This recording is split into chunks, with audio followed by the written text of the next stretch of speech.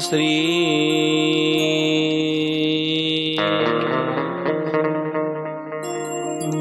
गणेशाय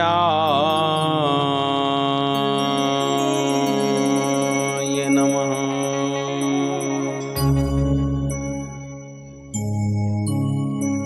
ओम श्री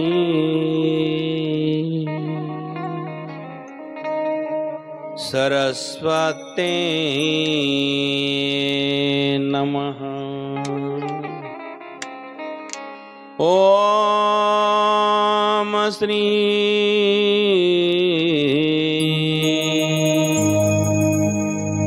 गुरुदेवाय नमो नमः।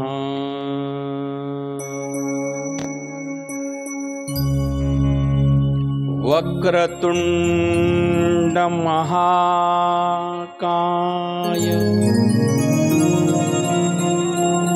सूर्यकोटि समप्रभ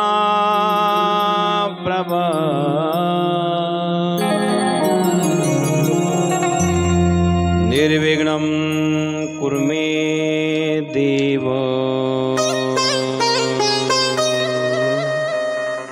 सर्वकार्येषु सर्वदा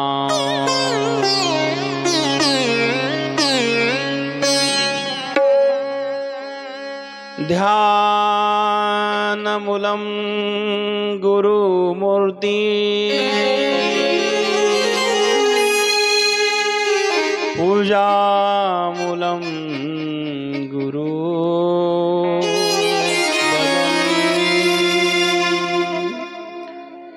मंत्रमूलं गुरुर्वाक्ये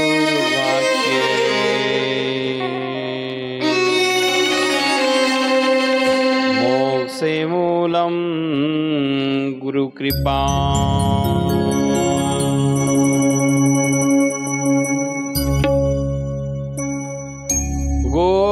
गोरक्षे जालिंदराचरपटास्य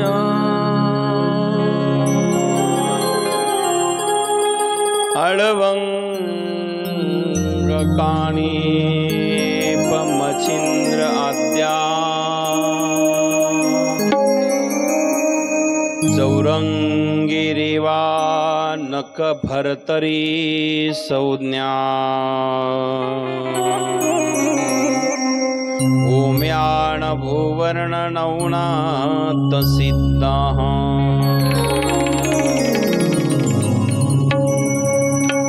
धन्य धन्य अडबंगनाथा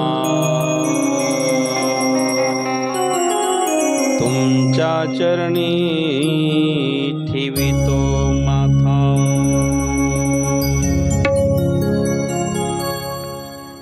तपोज्ञान वैराग्य भक्ति स्वरूपम सदालंकृतं साधु संन्यास योगम। मुखे यस्य वेदांत शास्त्रार्थ नीति नमो नारायण गिरिं परब्रह्म स्वरूप। श्री नवनाथ महाराज की जय। बैरागी बाबा महाराज की जय। सद्गुरु नारायण गिरी महाराज की जय। ओम चैतन्य अडबंगनाथ महाराज की जय। बोलो रे भाई सब संतन की जय। अलख निरंजन आदेश अलख निरंजन अलख निरंजन अलख निरंजन अलख निरंजन अलख निरंजन अलख निरंजन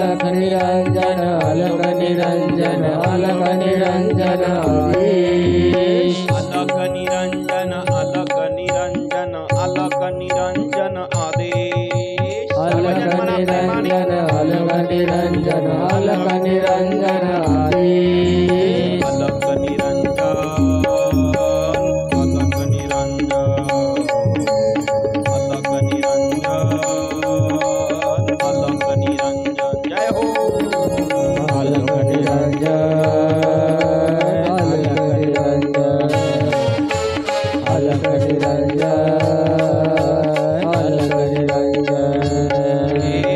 अलख निरंजन अलख निरंजन अलख निरंजन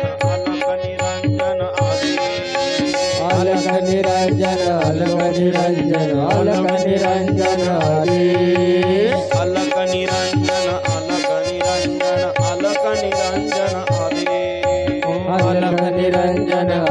निरंजन अलख निरंजन आदेश अलख निरंजन अलख निरंजन अलख निरंजन आदेश अलख निरंजन अलख निरंजन अलख निरंजन आदेश अलख निरंजन अलख निरंजन अलख निरंजन अलख निरंजन जय हो अलख निरंजन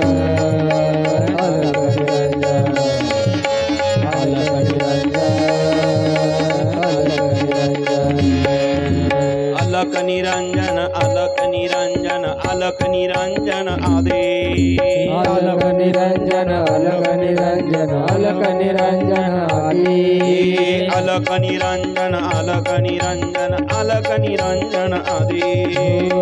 अलख निरंजन अलख निरंजन अलख निरंजन आदेश अलख निरंजन अलख निरंजन अलख निरंजन आदेश अलख निरंजन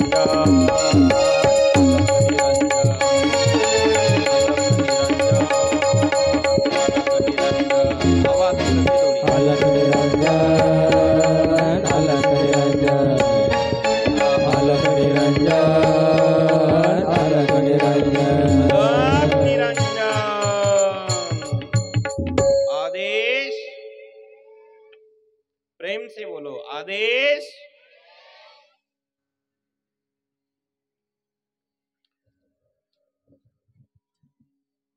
आज पवित्र या ठिकाणी कथेचा पूर्ण आहुतीचा दिवस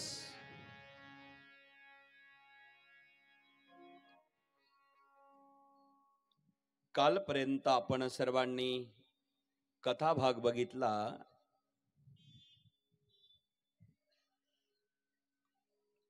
भर्तरीनाथ सर्वस्वाचा त्याग करून संन्यास घेऊन गोरक्षनाथांच्या समवेत गुरुदेव दत्तांच्या भेटीला गेला दीक्षांत सोहळा झाला आणि सर्व प्रकारच्या विद्यांमध्ये पारंगत करून भगवान दत्तात्रयाने भर्तरीनाथ महाराजांना बद्रिका वनामध्ये 12 वर्षे तपाला बसवलं इथपर्यंत कथाभाग आपण काल बघितला थोडीशी आज इथे आज या ठिकाणी स्टेजवर मंचावरती असणारे उपस्थित ज्यांनी सुंदर अशी साथ या कार्यक्रमाकरता दिली ज्यांनी स्वतंत्र वाङ्मय नवनाथ कथेकरता 83 वर्षाच्या वयामध्ये अट्टहास करून 1.5 वर्षापासून अट्टहास करून प्रयत्न करून 3 वेळेस हे वाङ्मय दुरुस्ती करून तयार केलं आणि आता परिपूर्ण झालं असे 40 अध्यायावरती संपूर्ण वाङ्मय लिहिणारे आमचे निळकंठराव तरकाशे बाबूजी महाराजांकरता एकदा मनापासून धन्यवाद द्यायचे ते आणि मी गेले 1.5 वर्ष झालो आम्ही रोज नवनाथाची चिंतन चर्चा हे एकदम तयार होत नसतं मूळ ग्रंथाचं पारायण आपण सर्वच जण करतात सर्वांना व्यवस्थित ग्रंथ कळतो का सर्वांना कळत नाही त्या काळातली भाषा त्या काळातले विचार सर्वांना ती भाषा समजणं श्रीधर कवी मालू कवींची धौलारी शब्दावर आम्ही 3 दिवस चर्चा करत होतो धौलारी आता तुम्हाला धौलारी म्हटल्यावर काय कळणार आहे गवाक्ष अशी काही काही शब्द आहेत त्या नवनाथामध्ये. आणि अशा या काळात रोज मी आणि ते 2 तास नवनाथावर चिंतन करायचो. ते दिवसभर लिहिलं की माझे कथा कीर्तन रात्री झाले की 11-12 नंतर फ्री झाल्यावर रात्री ती मीटिंग ऑनलाईन. अशा प्रकारे पहिल्यांदा संक्षिप्त लिहिलं, नंतर व्यापक लिहिलं, परत ते जास्त झालं, पुन्हा कमी केलं, आता 4 कथां 3दा लिहिलं. अशा प्रकारचं वाङ्मय तयार केलं. आणि आता मात्र त्याचं प्रकाशन अडबंगनाथ संस्थांच्या वतीने समाजाकरता आपण करणार आहोत. म्हणून आमच्या बाबूजी करता एकदा जोरात टाळ्या वाजून सन्मानित करायचं आहे. 83 वर्षाच्या वयामध्ये ही गोष्ट सोपी नाहीये. लोकाला पत्र लिहायचं असलं की चुकलं की अर्थ बदलतो. आणि आज बाबूजीने एवढं मोठं वाङ्मय लिहिलं. अडबंगनाथ महाराजांचे 16 प्रकारचे वाङ्मय जगप्रसिद्ध झाले. अडबंगनाथांची गाथा 13 अध्यायाची गाथा नवनाथांच्या भूमीमध्ये जगामध्ये कुठल्याही नवनाथ संस्थानला नवनाथ ग्रंथ सोडून कुठलीही गाथा नाहीये. या जगाच्या पाठीवर अडबंगनाथ संस्थांची स्वतंत्र गाथा आहे. ही नारायणगिरी बाबांची कृपा आहे. 1300 ओवेची गाथा तयार करणं इतकी पोरखिळ गोष्ट नाही. आणि पुन्हा ते शास्त्र शुद्ध अनेक ग्रंथांचा अध्ययन करून नुसतं नवनाथ चालत नाही. काशीखंड असेल, नवनाथ असेल, जिथे जो संदर्भ आहे तो संदर्भ वहीबद्ध पुराव्यासह घ्यावा लागतो. आणि मग तेव्हा गद्य आणि पद्य 2 प्रकारच्या भाषा आहेत, त्यामध्ये ते लिखाण होतं. आणि अशा प्रकारे अडबंगनाथ मनका असेल, अडबंगनाथ गाथा असेल, भामानगरची योगी असेल, अनाथोकेनाथ अडबंगनाथ हिंदी वाङ्मय असेल, स्तवनांजली, अनेक प्रकारचं. आणि म्हणून आज मी आपल्या सर्वांच्या वतीने निळकंठराव तरकाशे बाबूजीला कोटी कोटी धन्यवाद देतो. त्यांनी आमच्या संस्थानाकरता जे वाङ्मय लिहिलं त्यांची कीर्ती अमर झाली. इन्स्पेक्टर पदावर काम करून रिटायर झाल्यानंतर ज्यांनी अडबंगनाथांच्या सेवेत वाहून घेतलं 2009 पासून. आणि नारायणगिरी महाराजांविषयी स्वतंत्र अनेक प्रकारचं वाङ्मय त्यांनी लिहिलं, त्याबद्दल धन्यवाद. दुसरे या ठिकाणी ज्यांच्या संगीतामध्ये आम्हाला वेळोवेळी संगीत विशारद असून आम्हाला सेवा देतात ते राहुल महाराज चेचरे सर यांच्याकरता मनापासून धन्यवाद देतो. आणि मोठी सेवा त्यांची गेल्या अनेक वर्षापासून करतात, त्यांना धन्यवाद. आमचे लखनगिरी महाराज सर्व मॅनेजमेंट आणि सर्व कार्यक्रमाचं नियोजन गेले वयाच्या 3ऱ्या वर्षी येऊन एकदा घरून आले तर परत घरीच गेले नाही, त्यांच्याकरता एकदा मनापासून धन्यवाद आहे. या ठिकाणी बाबासाहेब महाराज मगर ज्यांनी सुंदर गायनाची साथ दिली, बऱ्याच कथे करता ते असतात, याही वेळेला धावपळ करत आले. महाराज तुम्हालाही धन्यवाद.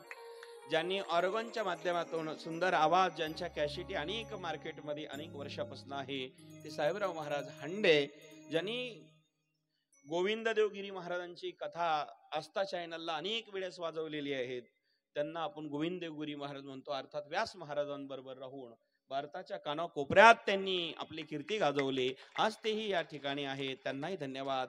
बुलबुल वादक जे आहेत ते दीपक महाराज लोंढे, सुंदर प्रकारचं आम्हाला संगीत साथ दिले, त्यांना धन्यवाद. या ठिकाणी प्रेमनाथ महाराज पवार, धर्मनाथ महाराज काकड यांनीही या ठिकाणी सेवा करून संगत दिल्याबद्दल सर्वांच्या वतीने धन्यवाद. विशेषतः वयोवृद्ध ज्यांनी सकाळचं पारायण केलं पण ते आम्हाला पाहायला मिळालं नाही, ते आमचे आश्रमाचे श्री हरिभक्त पारायण सकाराम महाराज जाधव यांनाही मनापासून धन्यवाद. परंतु ते सकाळच्या सत्रात असायचे आणि आम्ही संध्याकाळच्या सत्रात, परंतु 2-4 दिवस हजेरीही लावली. महाराजांकरता धन्यवाद देतो. आज आमच्या आश्रमाचे चोपदार भाऊसाहेब पाटील मुठे महाराज तेही इथं उपस्थित झालेले आहेत. चोपदार या ठिकाणी आपण आलात, त्यांच्या सुकन्या सुनीता पाटील चंदने त्याही आहेत. दुसरे आमचे गिरीशजी थोरात साहेब, त्यांचा परिवार तेही या ठिकाणी आहे. आणि आमच्या मातोश्री ज्यांनी आम्हाला हे जग दाखवलं त्याही माताजी आलेल्या आहे, त्यांनाही धन्यवाद देतो. काकू आपल्यालाही धन्यवाद देतो. या ठिकाणी आलेले सर्व जण आता सर्वांचं नाम उल्लेख करणं आज जरा अवघडच होईल, पण उपस्थित ज्येष्ठ श्रेष्ठ भजनी गायक वादक महाराज ज्येष्ठ परिचित अपरिचित आपल्या सर्वांना वंदन करतो, धन्यवाद देतो. भिकाभाऊ महाराज आपल्यासह पाथरेचे गावकरी बघा, आता ज्यांनी हार आणले भेटायला आले सगळ्यांना धन्यवाद. भिकाभाऊ ही रोज येत होते, आज त्यांनाही धन्यवाद. सर्व महाराज मंडळी, हरिभक्त पारायण, उपस्थित ज्येष्ठ श्रेष्ठ ज्यांनी संगीताची साथ दिली, ते मंच ज्यांनी सुंदर हा कार्यक्रम केला, कार्यक्रमाचे आयोजक संयोजक बैरागी बाबा भक्त परिवार सर्वांना मनापासून धन्यवाद देतो. आणि आमच्या आश्रमाचे चौकदार लहानूभाऊ बोरुडे यांनी विशेष आग्रह केला, महाराज काही झालं तरी चालेल, पण आम्हाला बैरागी बाबांच्या दरबारामध्ये आपली कथा घेण्याची इच्छा आहे आणि कथा घ्यायची जरा हिम्मत होत नाही. हिम्मत, आता हिम्मत कशी म्हणले मला काही कळलं नाही ते. याचा अर्थ असा आहे की बैरागी बाबाच्या भक्त परिवाराने सगळ्यांनी त्यांना पुढे केला असं जरा हिम्मत द्यायला, आता हिम्मत शब्द मला कळाला नाही, पण ते त्यांनाच माहिती आहे. पण जरा तुम्ही हिम्मत दिली तर बरी होईल. मी म्हणलं हिम्मतच नाही, किंमत देतो सगळ्या बैरागी बाबांच्या भक्त परिवाराला आणि ही कथा झाली. आणि म्हणून घरची कथा म्हणून मी या ठिकाणी येऊन केलेली आहे बरं का भिकाभाऊ महाराज. कुठल्याही बाहेरच्या पद्धतीसारखं तुम्हाला वागणूक नाही. माझाच परिवार, माझेच माणसं आणि आपण सर्व एकच आहोत. आपण सर्व बैरागी बाबा नारंगिरी बाबाचे आहोत हे ध्यानात ठेवा. मग नारंगिरी बाबा बैरागी बाबा आपण एक आहोत, मग याच्यात एकही माणूस वेगळा असू शकत नाही. ध्यानात ठेवा सरपंच साहेब, कोणीच नाही, एक तरी वेगळा आहे का? सगळेजण. कोकळे मामा ते चहा नाही पाजले बाबा, आमचे देठे पाटील नसल्यामुळे कोकळे बाबाने आमचे दोन माणसं खऱ्या अर्थाने भाऊराव पाटील खऱ्या अर्थाने आणि गेणुदास पाटील दादा तर गेलेलंच आहे. त्यांच्या परिवारात 2 हानी झाल्या, ज्यांचा सानिध्य माझ्याकडे होतं. मामा आजही त्यांचे चिरंजीव सेवा करतात. आणि मग इथे एक एक घर जर पाहिलं, मला वाटतं नारंगिरी बाबांची कृपा सगळ्यावरती आहे. सगळ्यांना धन्यवाद देतो. आणि बैरागी बाबांचे आशीर्वाद आपल्या या सर्व भक्त परिवारावर आहे. अध्यात्मामध्ये अध्यात्माचं तेज इतकं उंच आहे महाराज. इथे राजनीती राजकारण बिलकुल कधीच आणू नका. सर्व एकत्र येऊन परमार्थ करा. बैरागी बाबा तुम्हाला काहीच कमी पडू देणार नाही. राजकारण पक्षे पार्ट्या इथपर्यंत ठीक आहे, पण या मंडपात आल्यानंतर ते सगळं बाजूला ठेवायचं आहे, कोणीही असो. म्हणून इथले सरपंच, उपसरपंच, चेअरमन, व्हाईस चेअरमन, माजी चेअरमन, आजी चेअरमन या सर्वजण या ठिकाणी सिरेगावचे मंडळी आले. आपल्यालाही धन्यवाद. ज्यांनी कथा केली होती सिरेगाव सरपंच आणि ते सर्व. तर या ठिकाणी सर्वच प्रकारचे ग्रामस्थ, मालुंजे, महाडूक सेंटर आणि ही पंचकृषी एवढा भव्य दिव्य सोहळा आपण इथे गाव नसताना आयोजित केला. आणि पंचकृषीतले सर्व भाविक या ठिकाणी येतात. मग त्या भाविकांनाही मनापासून इंगळेनानी आपल्या सगळ्यांना धन्यवाद. मसळवाडी आहे तिकडे परिसरातले सगळे गाव, तर आपल्या सर्वांना धन्यवाद देतो. आणि मी माझ्या विचाराला प्रारंभ करतो. अलक निरंजन आदेश. अलक निरंजन, अलक निरंजन. सर्वांनी प्रेमाने अलक निरंजन, अलक निरंजन, अलक निरंजन, अलक निरंजन, अलक निरंजन, अलक निरंजन, अलक निरंजन, अलक निरंजन, अलक निरंजन आदेश. निरंजन अलक निरंजन, अलक निरंजन आदेश. ओ अलक निरंजन, अलक निरंजन, अलक निरंजन आदेश. अलक निरंजन, अलक निरंजन, अलक निरंजन आदेश. अलक निरंजन, अलक निरंजन, अलक निरंजन, अलक निरंजन, अलक निरंजन, अलक निरंजन, अलक निरंजन, अलक निरंजन. अलक निरंजन, अलक निरंजन, अलक अलख निरंजन आदेश अलख निरंजन अलख निरंजन अलख निरंजन आदि अलख निरंजन अलख निरंजन अलख निरंजन आदेश अलख निरंजन अलख निरंजन अलख निरंजन आदि अलख निरंजन अलख निरंजन अलख निरंजन अलख निरंजन अलख निरंजन अलख निरंजन अलख निरंजन अलख निरंजन अलख निरंजन आदेश जरा आवाज कमी झाला आदेश आदेश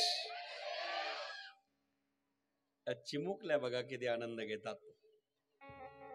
धन्यवाद सर्वांना धन्यवाद देतो उपस्थित ज्येष्ठ श्रेष्ठ परिचित अपरिचित आपण सर्वजण सुंदर मंडप डेकोरेशन आणि ज्यांचा आवाज सुंदर सिस्टीमवाले संजय भवार पाटील ते भवार गेले आता संजय बनसुडे पाटील ते दोघे भाऊच आहे काय हरकत नाही संजय बनसुडे पाटील त्यांनी आवाज गोड दिला आता त्यांना सांगा बरं का नाव घेतलं होतं बस तुम्ही सांगा संजय भाऊ आहे आणि सगळे मंडळी आमचे सगळ्यांना धन्यवाद आता एकदा जोरात घोष करा मला करंट लागेल म्हणजे शक्तीचा अलख निरंजन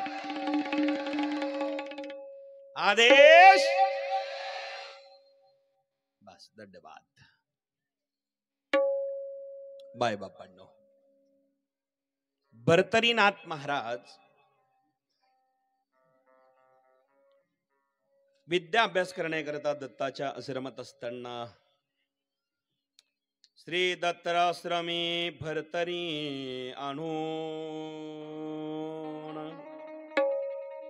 गर्भाद्री लक्ष्मी गोरक्षे जातो त्या ठिकाणी निघून गेले आणि मग त्याच ठिकाणी मायबापांनी देती नाथ दीक्षा दत्ता भर्तरीला प्रवीण तो केला शस्त्रशास्त्रात मग तया तपा बद्रिका वनात बैसवुनी निवांत आले स्थान मच्छिंद्र गोरक्षे दत्ताची भेटी पहा उठा उठी निघाले जी पहा उठा उठी निघाले सुंदर भाव सुंदर बद्रिकावनामध्ये भर्तरीनाथ महाराज तपश्चर्या करत असताना इकडे शशांकरना राजा अर्ध आयुष्य निघून गेलं पण मुलबाळ नाही म्हणून दुखी आहे प्रपंचामध्ये माणसं केवढी असू द्या पण प्रपंचामध्ये माणसं काही कोठे काही एक आहे एक नाही प्रपंचामध्ये काही कधी सुख मिळेल कधी दुःख मिळेल सांगता येत नाही संताभोवती राजा होता पण पुत्र संतती नसल्यामुळे राजा दुःखी आहे आणि म्हणून अत्यंत दुःखी असणारा राजा आपण भगवान शिवाचा भक्त होता आपलं राज्य त्याग करून रामेश्वराच्या दर्शनाकरता निघाला रामेश्वराच्या दर्शनाला जाता जाता जत्रा रामेश्वराला निघालेला आहे भगवान शिवाची भक्ती करणारा राजा आहे यात्रा करत करत चालला पत्नी बरोबर घेतलेले प्रधानजीकडे राज्य दिलं आणि रस्त्याने जाता जाता पुत्र प्राप्तीसाठी पुत्र प्राप्तीसाठी राजा शशांकरा पुत्र प्राप्तीसाठी राजा शशांकरा पुत्र प्राप्तीसाठी राजा शशांकर पुत्र प्राप्तीसाठी राजा शशांकर पुत्र प्राप्तीसाठी तीर्थ रामेश्वर दर्शनाची तीर्थ रामेश्वर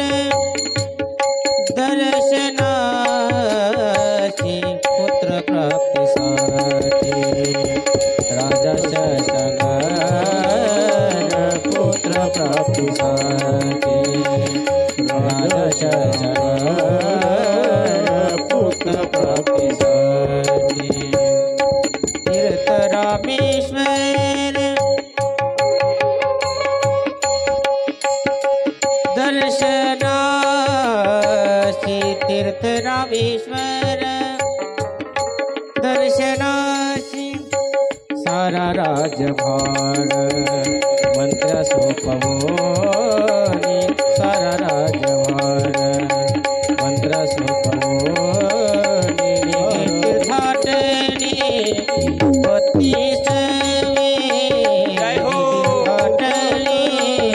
पतीसवे कृष्ण तुंगभद्रा नद्याच्या संगमी कृष्ण तुंगभद्रा नद्याच्या संगमी कृष्ण तुंगभद्रा. पुत्राच्या प्राप्तीसाठी रामेश्वर तीर्थाला निघालेला राजा राज्यभार मंत्र्यांना सोपवून दिला. तीर्थटनाला निघाला. तुंगभद्रा कृष्ण तुंगभद्राच्या नदीच्या संगमी गेला. तिथे पंचमुखी शिवाचं असणार स्वप्नात शिव आले आणि शिवानी सांगितलं, अरे रामेश्वराला जाण्याची गरज नाही, इथं कृष्ण आणि तुंगभद्रेचा संगम आहे. या संगमावरती जर तू माझी भक्ती केली तर मी तुला पुत्र देईल. माझं जुनाट शिवलिंग आहे. स्वप्नात येऊन सांगितलं रात्रीच्या वेळेला. आणि मग राजाला स्वप्न पडलं. दिवसा स्नानाला संगमावर गेले. एक जुनं लिंग सापडलं. त्याचं मंदिर बांधलं, स्थापना केली, भक्ती करू लागला. आणि मग माय बापांनो त्याच ठिकाणी एक दिवस स्वप्नात आलेला शिव प्रत्यक्ष मंदिरात आला.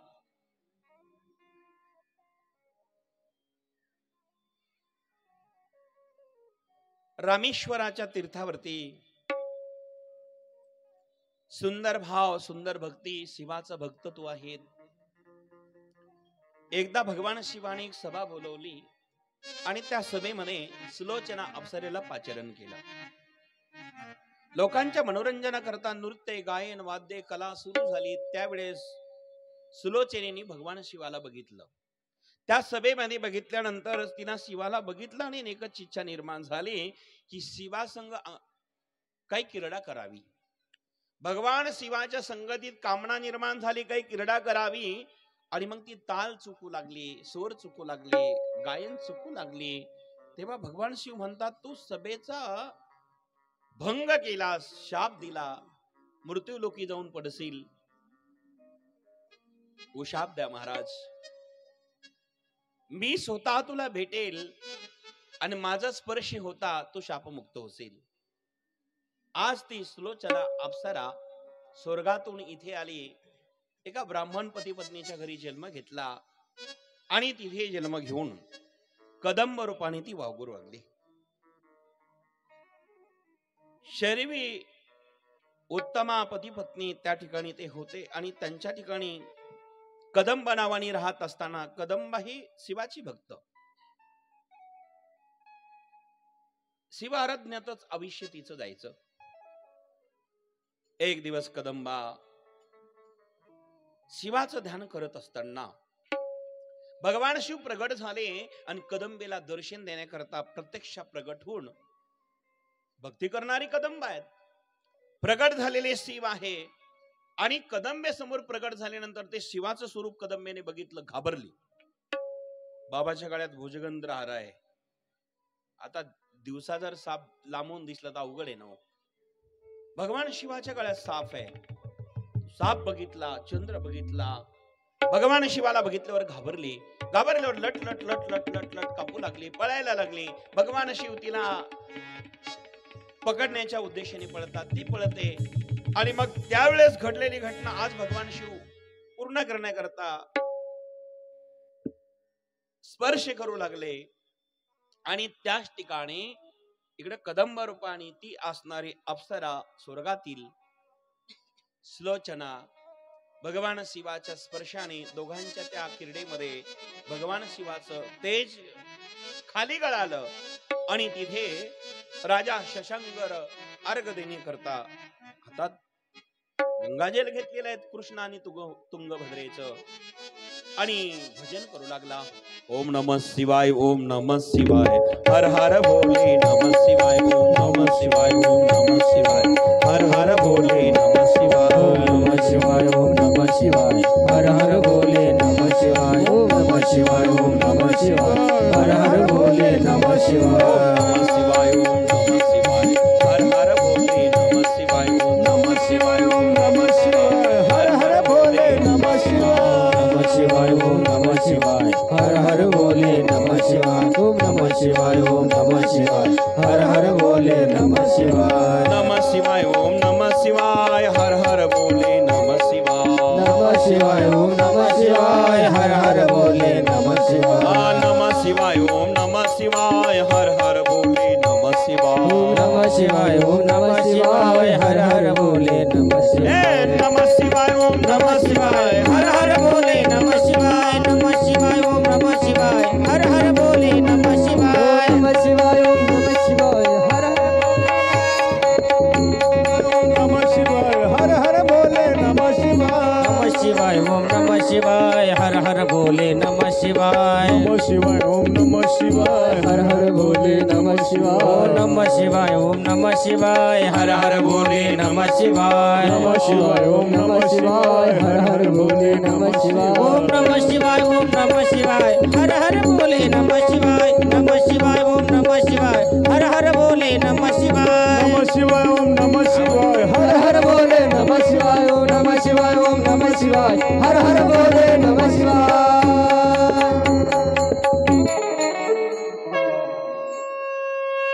नमः शिवाय आलोक निरंजन आदेश भजन करू लागला तेव्हा हातामध्ये गंगाजल घेतलेला आहे आणि त्याच ठिकाणची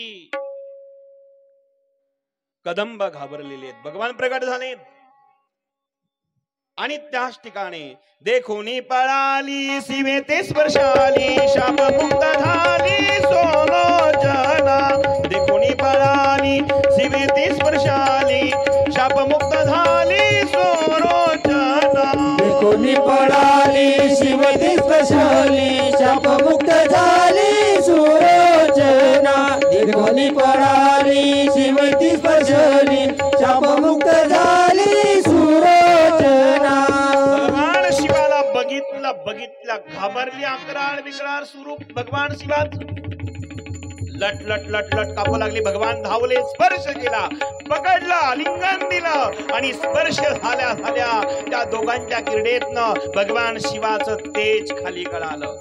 शिव तेज गळाले कृष्णाचे मिळाले वंजुळीत खेळे बाळगाणे कृष्णदेव मिळाले कृष्ण जळी मिळाले वंजोळीत खेळे बाळगाणे शिव तेज गळे कृष्ण जळी मिळे वंजोळीत खेळे बाळगाणे शिव तेज गळे कृष्ण जळी मिळे वंजोळीत खेळे बाळगाणे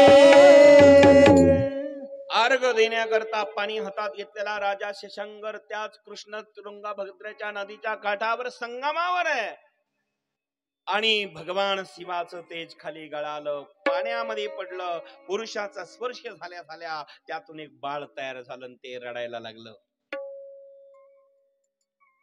ही विधात्याची अद्भुत लीला. पुरुषाच्या स्पर्शाने भगवान शिवाच्या तेजाने अर्थात भगवान शिवाचा अंश त्या ठिकाणी प्रगट झाला. सुंदर भाव आणि मग तो मुलगा हातात घेतलेला शशांकर राजाने त्या मुलाला जवळ घेतलं. त्याचं नाव कृष्णागर ठेवलं. आपल्या पत्नी समवेत तो पुन्हा राजवाड्यात गेला. आनंदाने कृष्णागर फार सुंदर होता. शशांकराला अत्यंत आनंद आहे. भगवान शिवाचा भक्त तू आहे. पण आई मरण पावली. पत्नी गेल्यानंतर दुःख झालं. राजाने दुसरी पत्नी केली, लग्न केलं. पण तिला माहित नाही की मला सावत्र मुलगा आहे. माहिती होतं पण पाहिलेलं नाही. राजाने सुंदर महाल बांधून दिला आणि ती पत्नी तिथे राहत असताना एक दिवस राजा शिकारीला गेला. राजाची दुसरी पत्नी खिडकीतून डोकून बघू लागली. पतंग उडवणारा एक मुलगा अत्यंत सुंदर सुकुमार तेजस्वी वजस्वी तिने पाहिला आणि सेविकांना सांगितलं जा तो मुलगा कोण आहे, तो तरुण कोण आहे त्याला बोलून आणा. राणीने आदेश दिला. आणि त्या मुलाला पाचारण्यात आलं. तो मुलगा आला, राजमातेच्या समोर नमस्कार केला. राजमाता इतकी खाली आली, तिला कल्पना नाही हा कोण आहे. तिने सांगितलं की माझ्या संग काही क्रीडा करण्याची इच्छा आहे, माझे काही कामना आहे, तू पूर्ण कर. मुलाचं टाळकं बिघडलं. आई तू माझी सावत्र जरी असली तर आई आहेत, ज्या गोष्टी शक्य नाही ते शक्यच नाही. रागावला, हात झटकवला, निघून गेला. तोपर्यंत हिला माहित नव्हतं हा माझाच मुलगा आहे सावत्र. कामना पूर्ण राहिली, कामातुराणाम भयम ना लज्जा. तिने विचार केला, जर कदाचित राजाला ही गोष्ट माहित झाली, राजा मला मृत्यूदंड देईल, मरावं लागेल. मग मरावा लागणार असेल तर घाबरलीच. आपल्या दासींना पाचारण केलं आणि सांगितलं काय करावा. विश्वासू दासींनी सांगितलं घाबरू नकोस, चिंता करू नको, मी सांगते तसं जर केलं तर राजा तुला दंड देणार नाही, काही भीती बाळगण्याचं कारण नाही. राजा आल्यानंतर केस मोकळे कर आणि स्त्रिया चरित्र दाखव, आणि तुझा हा सावत्र मुलगा तुझ्यावर बळजबरी करत होता उलट सांग. केलं सोयीचं उलट कर. पटवणाऱ्या काय असतील सांगताच येत नाही. दासीने मालकिनीला पटवलं. ठीक आहे म्हणाले. राजा शेषंगर शिकारीवरनं आला, बघितला महालात राणीच्या गेला. पत्नीवर अत्यंत प्रेम असल्यामुळे जंगलामध्ये सुंदर महाल बनवलेला होता. त्या महालामध्ये पत्नीकडे गेला आणि केस विस्कटलेले धरणीवर पडलेली पत्नी बघितली. अकरा बिकळा स्वरूप धारण केलेली ती पत्नी. त्या ठिकाणी राजा गेला आणि महाराणीजी, तरी काही बोलत महाराणीजी नाही बोलत, महाराणीजी तरी बोलत नाही, महाराणीजी. मग म्हणाली, जी महाराज, अशी अवस्था का केली तुम्ही? याचं कारण आहे महाराज. काय झालं? तुमचा ज्येष्ठ पुत्र आज राजमहालात आला होता आणि राजमहालात येऊन माझ्यावर बळजबरी करत होता. माझ्यावर अतिप्रसंग करू पाहत असताना मी कशी तरी वाचले आणि आता तुमच्या पुढे जिवंत दिसले. महाराज, सावत्राईचे कारस्थान. राजा हलक्या डोक्याचा. राजा म्हणाला, माझ्या पुत्राने माझ्या पत्नीकडे बघितलं, सेवकाला आदेश दिला, रे जा रे, भर चौकामध्ये त्याचा शिरच्छेद करा, हातपाय तोडून टाका. सेवक लट लट लट लट लट लट लट लट घाबरले आणि तिथे गेले. प्रजामध्ये चर्चा सुरू झाली. काही दोष नसताना आज राजाने याला हातपाय तोडण्याकरता सांगितलं, काय कारण आहे? बराच वेळ झाला, निघून गेला आणि तितक्यामध्ये सेवक परत महाराजांकडे गेले. वेळ गेला म्हणून महाराज शांत झाले असावे, चिंता नसावी, आणि आता शांत झाल्यामुळे निर्णय बदलतील कदाचित म्हणून या हेतूने सेवकाने पुन्हा महाराजांना जाऊन विचारलं, महाराज, त्या कृष्णांगराचं काय करायचंय? विलंब केल्यामुळं राजाने सेवकाची खरडपट्टा काढली आणि सांगितलं, रे विलंब केला, जा भर चौकामध्ये त्याचे हातपाय तोडून टाका. शेषांगराने कृष्णांगराचे हातपाय तोडण्याकरता सेवकाला सांगितलं आणि सेवक ज्या ठिकाणी त्याला घेऊन जातात, सेवकही लट लट कापतात. निरपराध प्राण्याचा हात तोडण्याकरता, दंड देण्याकरता राजाने आदेश दिला. कोणाला बरं वाटेल हो? हे सगळे चिंता करू लागले, प्रजा रडू लागली. काय दंड, मृत्यूदंड, हात तोडायचे, पाय तोडायचे, काय दुःखित प्रसंग आहे, काय सांगता येत नाही. महाराज, काही करा पण बोलायची हिंमत नाही. राजाच्या पुढे बोलण्याची हिंमत नसते आणि राजा त्याच्या पुढे बोलण्याची हिंमत नाही म्हणून सगळे लट लट कापत होते. परिणाम असा झाला, माय बापांनो, चौकामध्ये कृष्णांगराला घेण्यात आलं. हातात शस्त्र घेतले आणि भर चौकात राजाच्या आज्ञेने त्या कृष्णांगराचे हात पाय तोडण्यात आले. जसे आमचे शेतकरी माडूक सेंटरचे ऊस तोडतात ना, ऊस लावायला त्या काय मध्ये काढतात होते, तुकडे करून मधलं काढतात, ते काय म्हणतात त्याला, गंडोरी, काय म्हणतात त्याला, गंडोरी. अण्णा ते तसे तुकडे केले, सांगा बेका भाऊ, हा धर्म आहे का? तरी पण अधर्म राजाने केला. सगळीकडे त्राहिमाम करू लागले लोक, प्रजा चिंता दूर झालेली प्रजा. पण राजाला दोषाने देऊ लागले, पण समोर बोलण्याची हिंमत नाही कोणाची.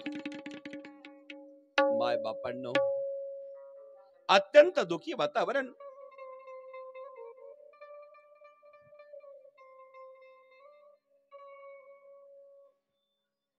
भर चौकात हातपाय तोडले. शेवटी त्या ठिकाणी मच्छिंद्रनाथ महाराज, गोरक्षनाथ महाराज यात्रा करत येतात. आणि मच्छिंद्रनाथ महाराजांनी, गोरक्षनाथांनी त्या ठिकाणी रक्ताच्या थारोळ्यात पडलेला हा मुलगा पाहिला. चौरंगावर होता, हातपाय तोडलेले. राजाकडे गेले. राजा, अरे तुझ्या राजवाड्यात एक मुलाचे हातपाय तोडलेले, तो मुलगा आम्हाला देऊन टाक. राजा म्हणाला, महाराज तुम्हाला हातपाय तोडलेला मुलगा काय कामाचा, ते आम्ही बघू. तो देणार की नाही सांग. रोखठोक बोलणं बघितलं, घाबरला राजा. घेऊन जा महाराज. आणि मग त्याच मुलाला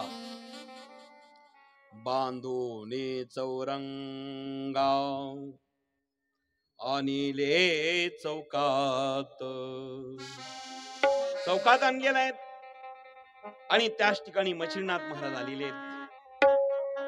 मच्छिंद्र जाणिले अंतरी शोधोनी, मच्छिंद्र जाणिले अंतरी शोधोनी, मच्छिंद्र जाणले अंतरी शोधून, मच्छिंद्र जाणले अंतरी शोधून, मच्छिंद्र जाणले अंतरी शोधून, मच्छिंद्र जाणले अंतरी शोधून, मच्छिंद्र जाणले अंतरी शोधून, मच्छिंद्र जाणले अंतरी शोधून.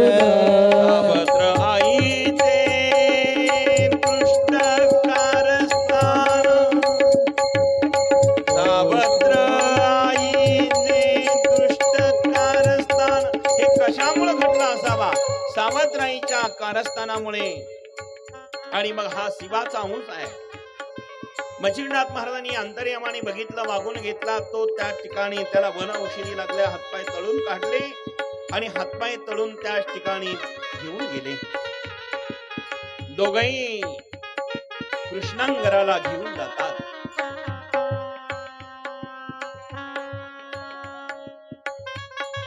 बद्रिका वनामध्ये नेलेला आहे. सुंदर प्रकारच्या वन औषधीने त्याला हाताला बांधण्यात आले आणि वेदना मुक्त केलं.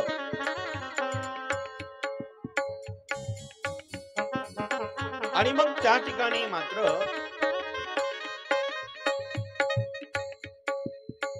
हिमालय क्षेत्रामध्ये गेल्यानंतर माय बापांनो, चामुंडेला पाचारण करण्यात आलं.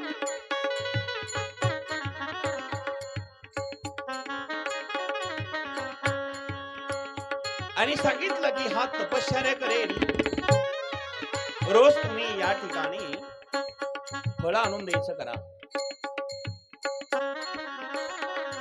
कृष्णांगराला सांगितलं, या गुहेमध्ये बसलेला आहे, तू वरती पाहत राहा. शाबाश. समोर जी शिळा आहे, त्या शिळेकडे दृष्टी हलवू नकोस.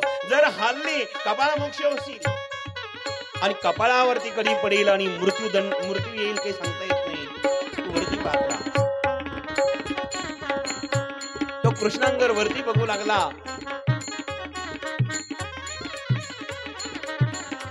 चामुंडा त्या ठिकाणी फळ आणण्या करतायत. आणि या ठिकाणी माई बापांनो,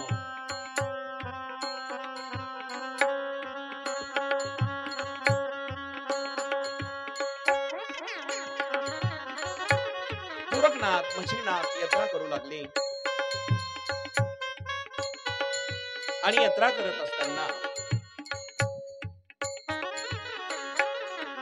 यात्रा करता करता माय बापांनो, कारण नेहमी जगाच्या कल्याणाकरता नाथपंथाने फिरून यात्रा केलेली आहे.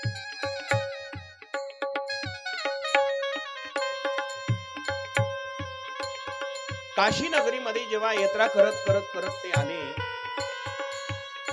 सर्वांचा रडण्याचा अकांत चालू होता.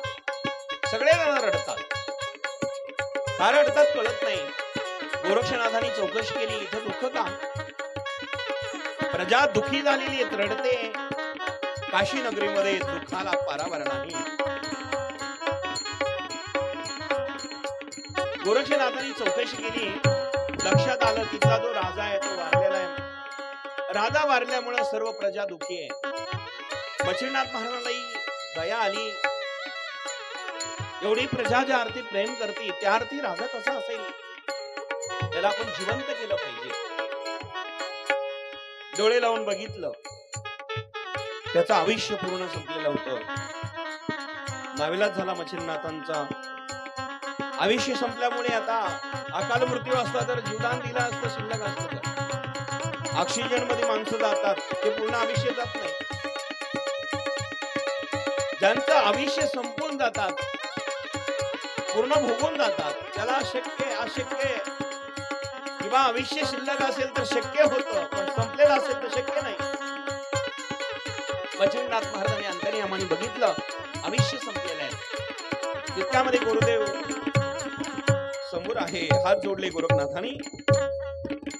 गोरक्षनाथ म्हणाला, महाराज एवढी प्रजा प्रेम करते, एवढा समाज प्रेम करतो, ज्या अर्थी हा राजा त्रिविक्रम एवढा चांगला आहे, याला आपण जिवंत केला पाहिजे.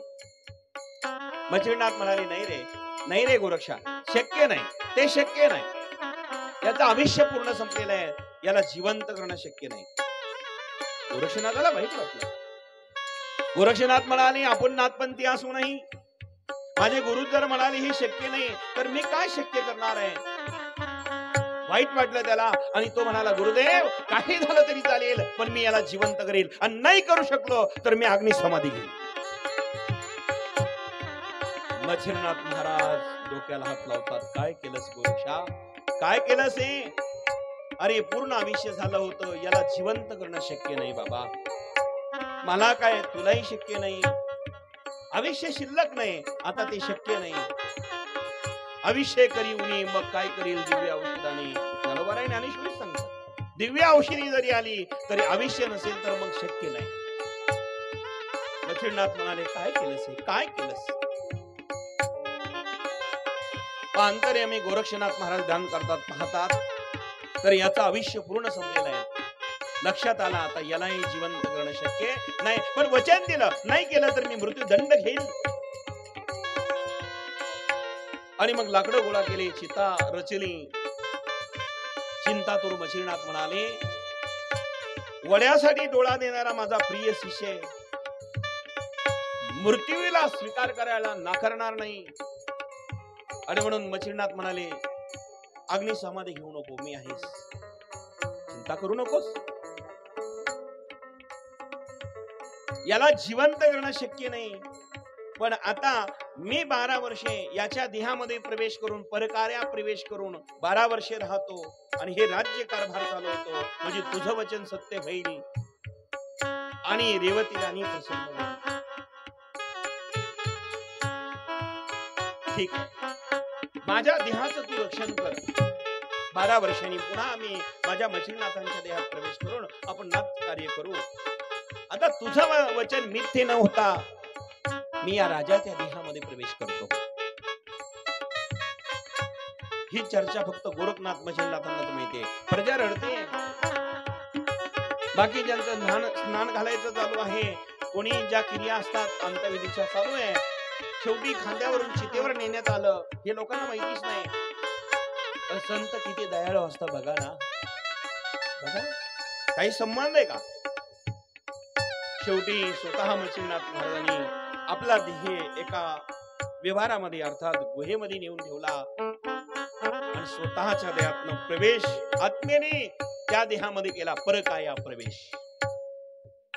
त्रिविक्रम राजा चितेवर नेणार, जाळणार, इतक्यामध्ये लोक चिंतातूर होते, रडत होते.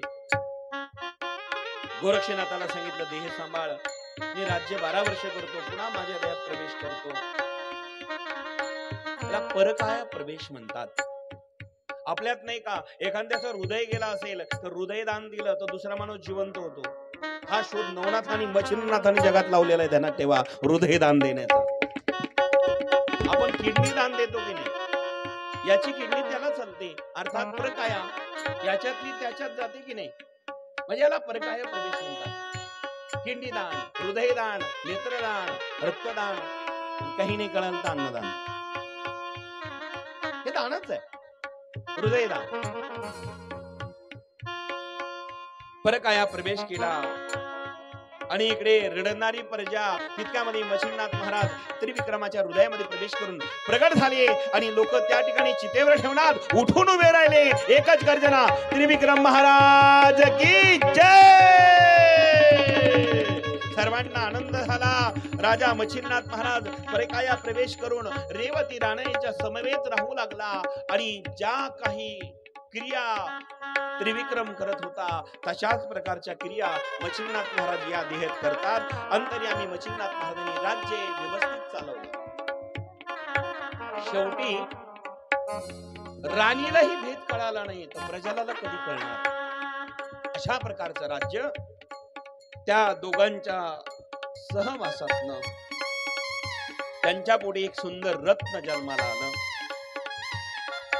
आणि एक रत्न जन्माला रेवती राणी त्रिविक्रम राजा अर्थात मच्छिंद्रनाथ महाराज. त्यांच्या पोटी एक बाळ जन्माला आला, त्याचं नाव ठेवलं धर्मनाथ महाराज की. राव त्रिविक्रम रेवती संगम, राव त्रिविक्रम रेवती संगम, पुत्र तो उत्तम जन्माला हो, पुत्र तो उत्तम जन्माला हो. राव त्रिविक्रम रेवती संगम, राव त्रिविक्रम रेवती संगम, पुत्र तो उत्तम जन्माला हो, पुत्र तो उत्तम जन्माला हो.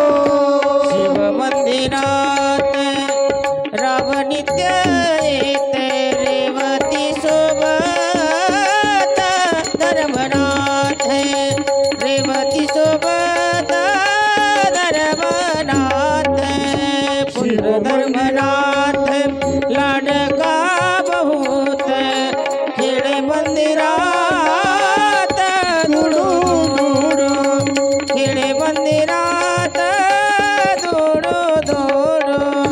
राणी शिवलाया कर जोडनिया, अखंड सौभाग्य रक्षी देवा. त्रिविक्रम रेवती संगम, पुत्र तो उत्तम जन्माला हो, पुत्र तो उत्तम जन्माला हो. शिव मंदिरात राम नित्य येत रेवती सोबत, धर्मनाथ पुत्र धर्मनाथ लाडका बहुत, खेळे मंदिरात धुडू धुडू. राणी शिवलाया कर जोडनिया, खंड सौभाग्य रक्षी देवा. राव त्रिविक्रम रेवती संगम, पुत्र तो उत्तम जन्माला हो, पुत्र तो उत्तम जन्माला जन्मला. धर्मनाथ महाराज की जय. धर्मनाथाचा जन्म झाला.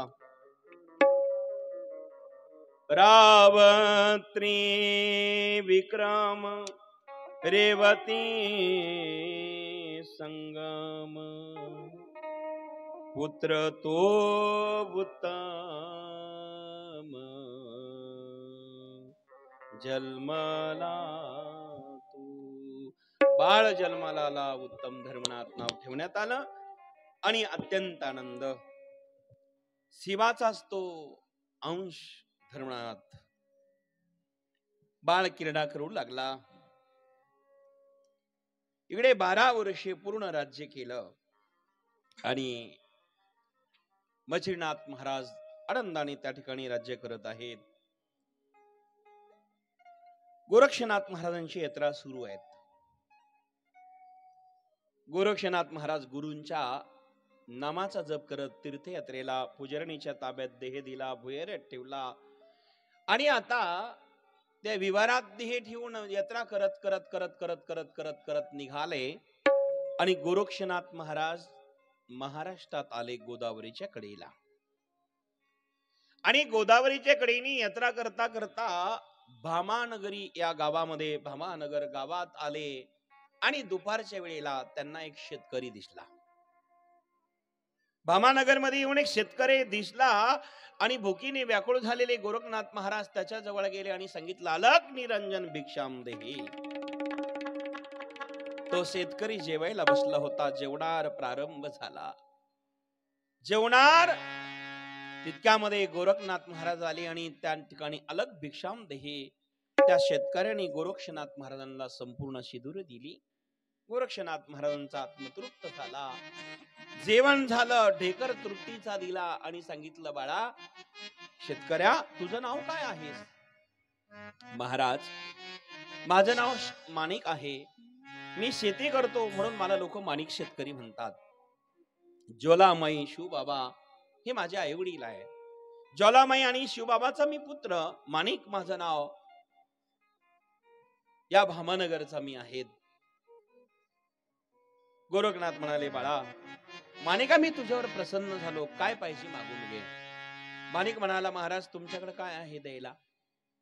तुम्ही लंगोटवाले महाराज आहे तरी काय तुमच्याकडे? तुम्ही काही देऊ नका. गोरखनाथ म्हटले, नाही काहीतरी मागून घे. माणिक म्हणाला, काय देणार तुम्ही? माझ्याकडनं भाकरी घेतल्या, आत्ताच भिक्षा मागितली, तुम्ही जेवला, काही देऊ नका म्हटले. नाही पण गोरखनाथ म्हटले, अरे काहीतरी मागून घे, काहीतरी मागून घे.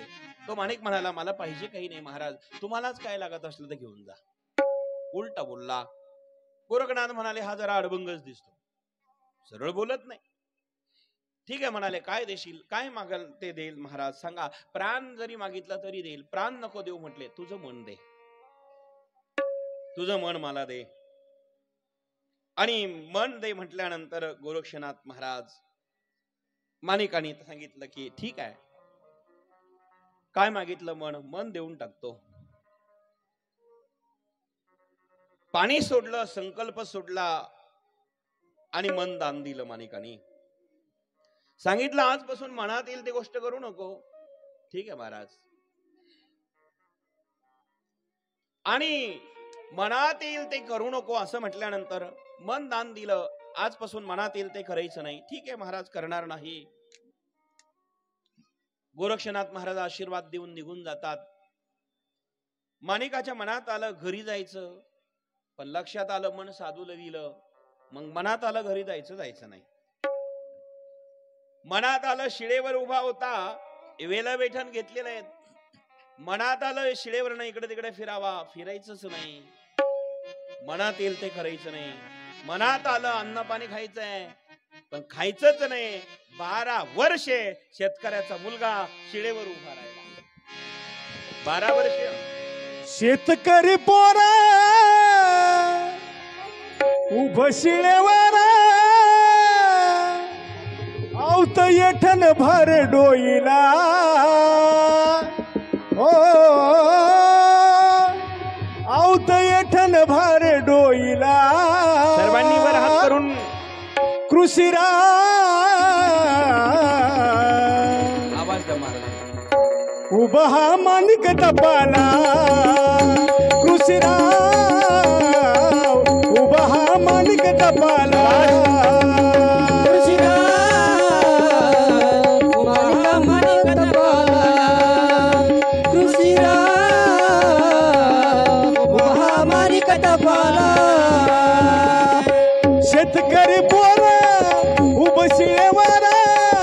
शेतकरी पोर उभ शिळेवर, आवत येठन भार डोईला. ओ आवत येठन भार डोईला. कृषीरा जय हो.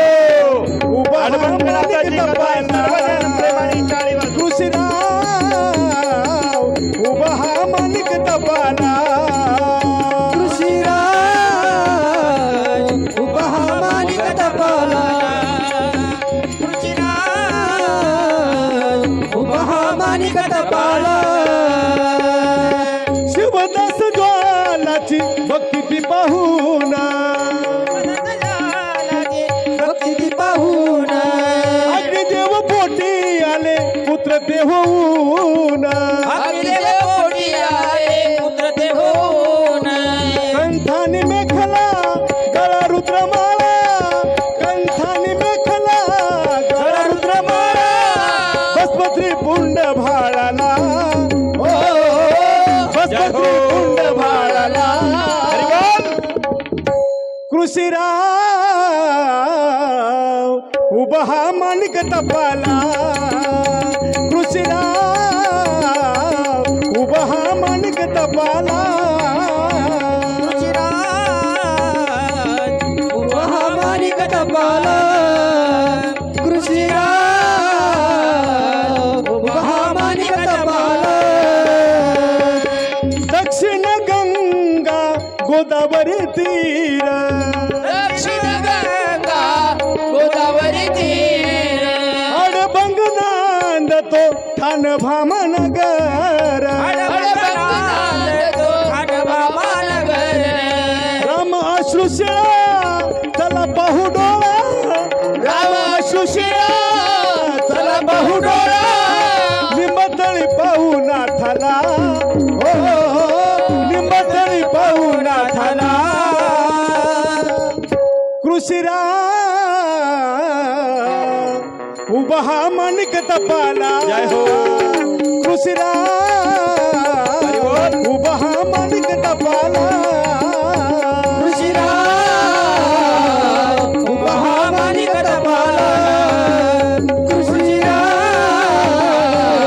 उभा हा माणिक तपाला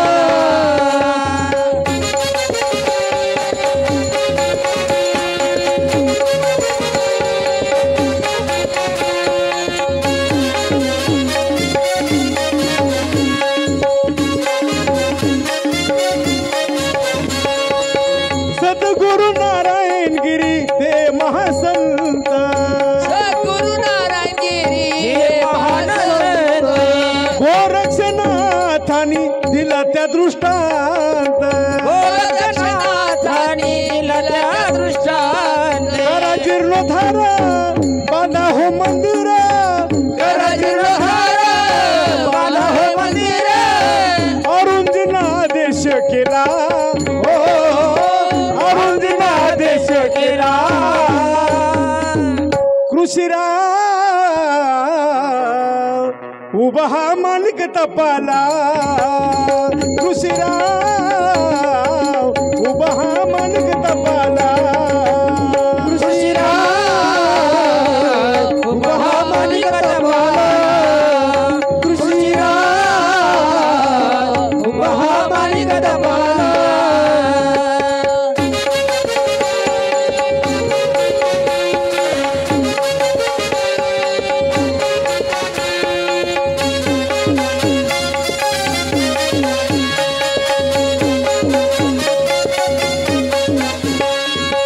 ईश भक्ती गुरु भक्ती जीव ब्रह्म सेवा गुरु भक्ती जीव ब्रह्म सेवा मानवैराग्याचा अंगी मिरवी वैभवा नाथ पंथ श्रेष्ठ सांगे निळकंठ नाथ पंथ श्रेष्ठ सांगे निळकंठ गुरुपदी भाव अर्पिला हो गुरुपदी भाव अर्पिला कृषीराव उभा हा माणिक तपाला कृषीराव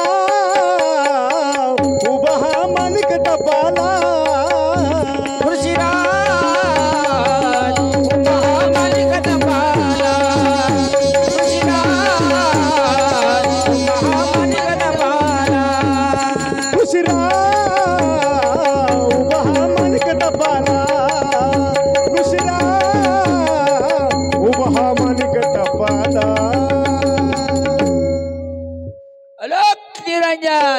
आदेश। प्रेम से बोलो अलख निरंजन। आदेश। तो माणिक शेतकरी उभा राहिला, तपश्चर्या सुरू झाली आणि यात्रा चालू असताना गोरक्षनाथ महाराज निघून गेले.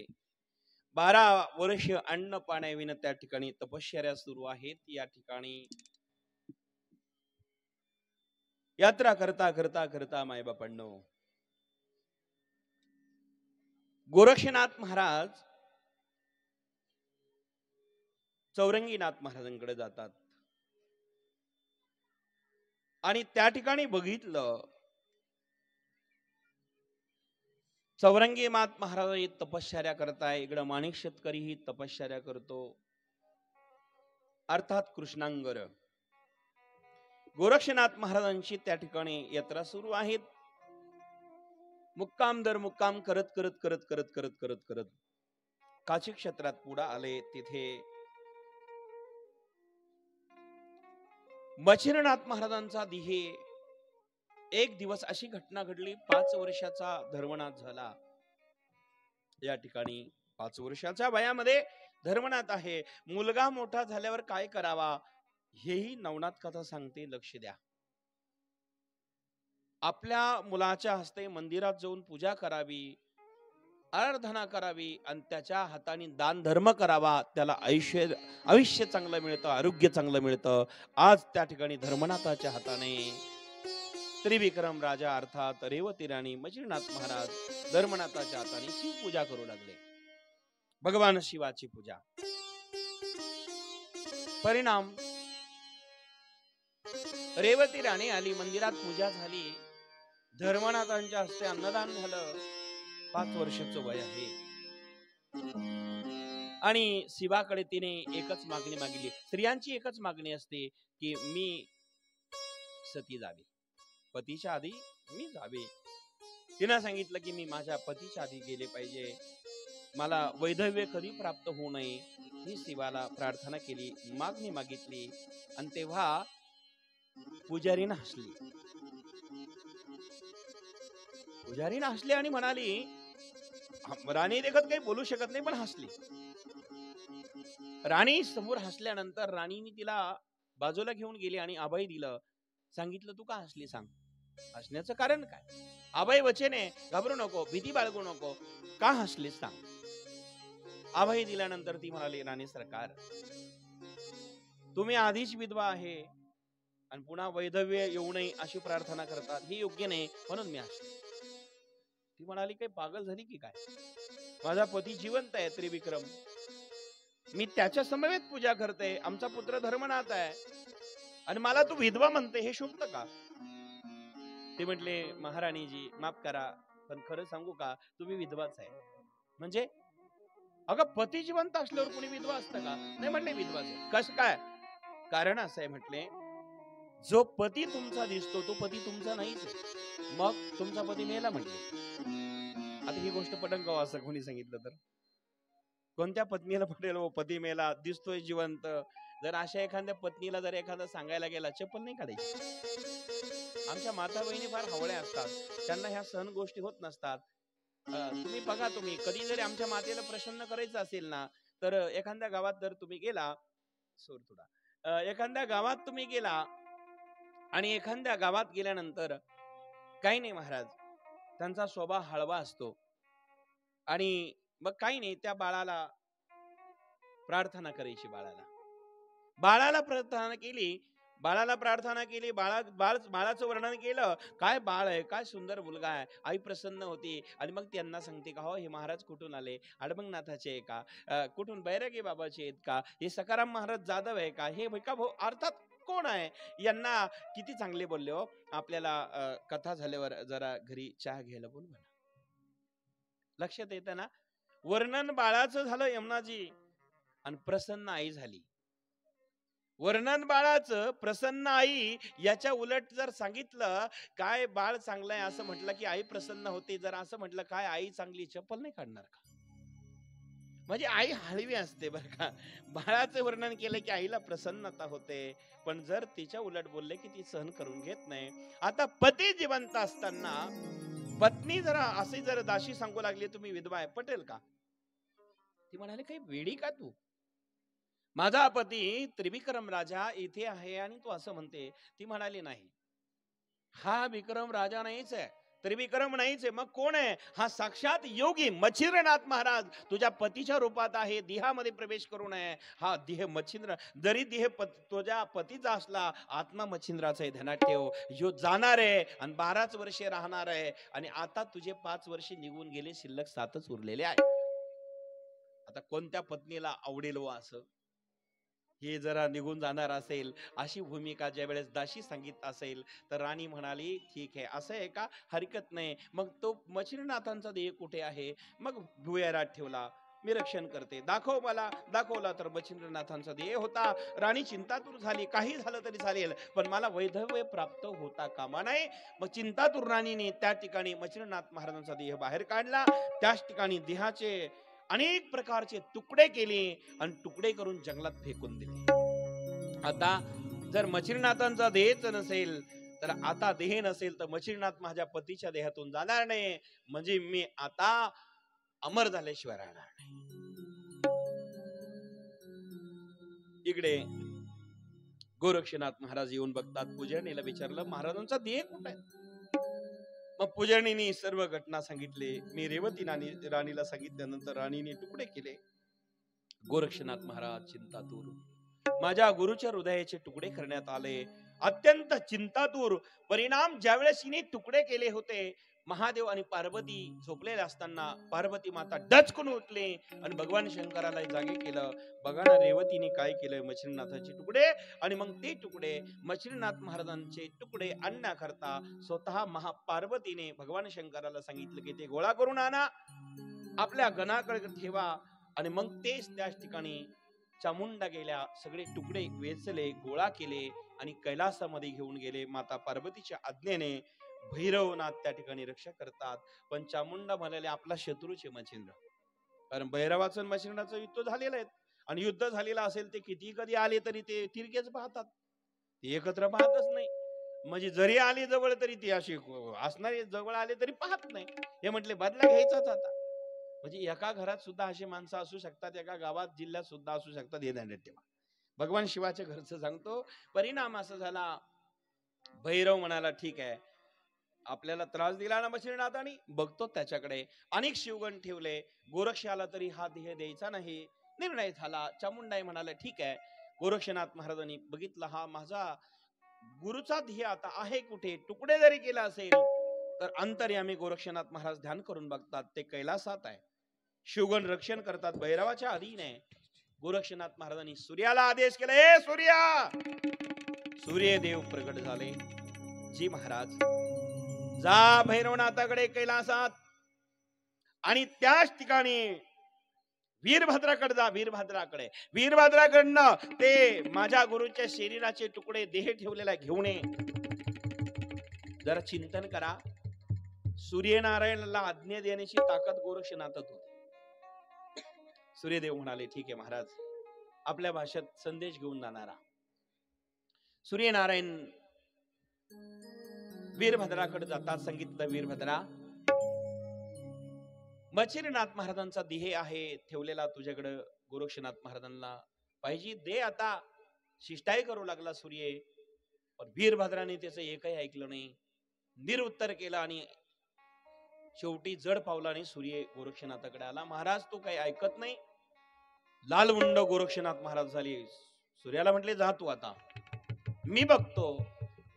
ते कैलासात गेले आणि कैलासात गेल्यानंतर मायबापांना गोरक्षनाथ महाराजांनी संजीवनी मंत्र हातात घेतला आणि संजीवनी मंत्र घेतल्या घेतल्या गोरक्षाच्या मंत्रे रणी वीरभद्रा, गोरक्षाच्या मंत्रे रणी वीरभद्रा, गोरक्षाच्या मंत्रे रणी वीरभद्रा, गोरक्षाच्या मंत्रे रणी वीरभद्रा. भस्म आला तेने शोक करीता, भस्म झाला तेने शोक करीता, भस्म भस्म झाला तेने शोक करी रुद्र हातात भस्म घेतला महाराज. रणवीरांगणामध्ये युद्ध सुरू झालं आणि अनेक त्या ठिकाणी राक्षस निर्माण केले संजीवनी मंत्राने. आणि संजीवनी मंत्राने अनेक राक्षस प्रगट केले मायबाप. आणि सगळे राक्षस प्रगट झाल्यानंतर देवावरती हल्ला करू लागले. आणि देवावरती हल्ला करत असताना ते राक्षस सगळे देव लट लट लट लट लट लट लट लट कापू लागले. वीरभद्र त्या ठिकाणी युद्धाच्या अपेक्षेने आला आणि त्याच ठिकाणी मायबापांनो गोरक्षनाथ महाराजांनी हातामध्ये भस्म घेतला आणि वीरभद्रावर फेकला. फेकल्या वीरभद्र जळून भस्म झाला. वीरभद्र भस्म झाला राखेतून. वीरभद्र भस्म झाला राखेतून. वीरभद्र भस्म झाला राखेतून. वीरभद्र भस्म झाला राखेतून. अस्तित्वानील्या शिवाने शोधून. अस्तित्वानीला शिवाने शोधून. अस्तित्वानील्या शिवाने शोधून. अस्तित्वानीला शिवाने शोधून. वीरभद्र भस्म झाला त्या राखेतून. वीरभद्र भस्म झाला राखेतून. वीरभद्र भस्म झाला त्या राखेतून.